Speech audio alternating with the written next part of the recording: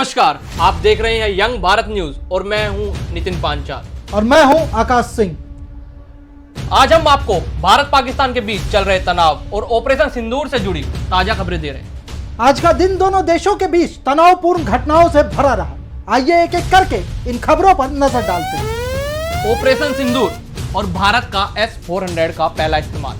भारत ने ऑपरेशन सिंदूर के तहत पाकिस्तान के 9 शहरों में 18 जगहों पर ड्रोन हमले किए, जिससे पाकिस्तान में हड़कंप मच गया। गुरुवार दोपहर तक इन हमलों ने पाकिस्तानी सेना को बैकफुट पर ला दिया, लेकिन रात के अंधेरे में पाकिस्तान ने पलटवार की कोशिश की। श्रीनगर, जम्मू, उरी, अमृतसर समेत 15 भारतीय शहरों पर ड्रोन और मिसाइलों से हमला करने की साजिश रची गई, लेकिन भारतीय सेना ने इसे नाकाम कर दिया। और कैसे भारत ने पहली बार अपने अत्याधुनिक S-400 एयर डिफेंस सिस्टम, जिसे सुदर्शन चक्र भी कहा जाता है, का इस्तेमाल किया।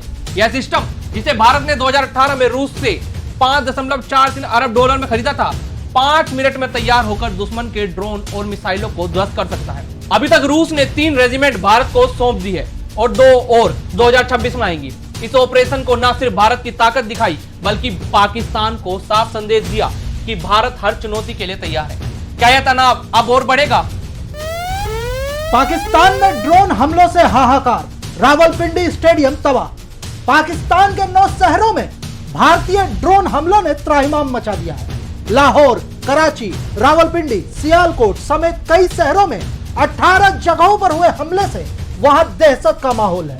सबसे चौंकाने वाली खबर रावलपिंडी से, जहां मशहूर रावलपिंडी क्रिकेट स्टेडियम पूरी तरह तबाह हो गया। सोशल मीडिया पर वायरल एक वीडियो में दिख रहा है कि स्टेडियम की इमारत मलबे में तब्दील हो चुकी है। प्रत्यक्षदर्शियों का कहना है कि 4 ड्रोन ने स्टेडियम को निशाना बनाया और कुछ ही मिनटों में सब कुछ बर्बाद हो गया।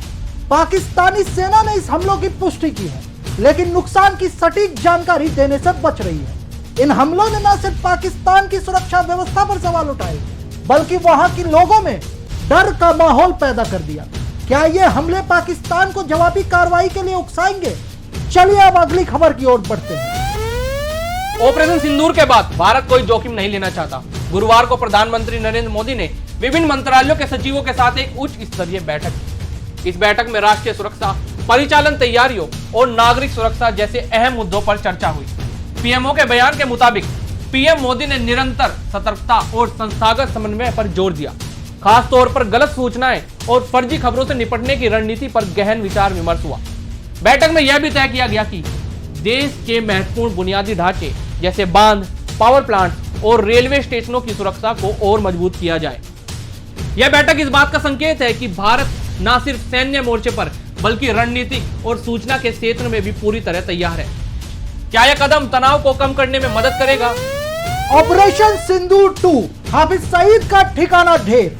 भारत ने आतंकवाद के खिलाफ अपनी लड़ाई को और तेज कर दिया है। जी हां, ऑपरेशन सिंदूर पार्ट 2 के तहत बुधवार रात से ही लाहौर, कराची, रावलपिंडी और सियालकोट में ड्रोन हमलों ने हाहाकार मचा दिया।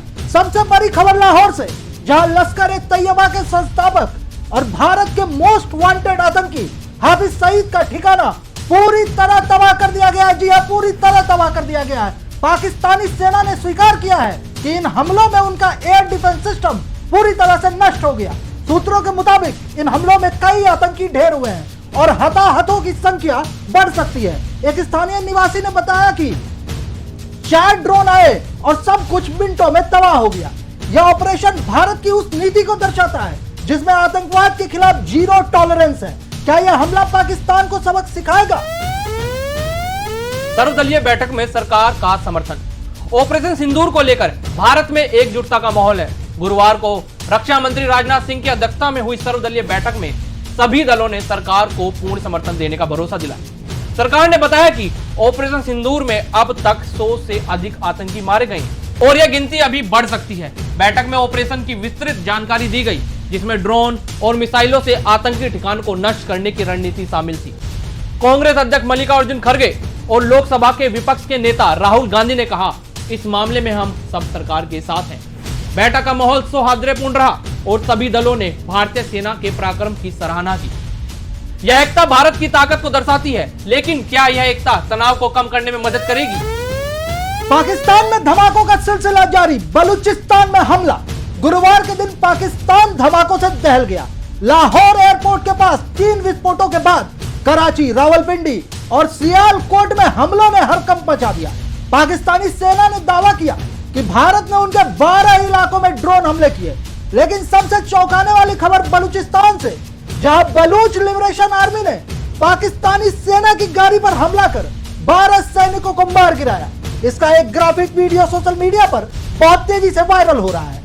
यह हमले पाकिस्तान की आंतरिक अस्थिरता को उजागर करते हैं। बलूचिस्तान में अलगाववादी आंदोलन एक बार फिर सर उठा रहा है और यह हमले पाकिस्तानी सेना के लिए दोहरी चुनौती बन गए हैं। क्या यह घटनाएं पाकिस्तान को और अस्थिर करेंगी?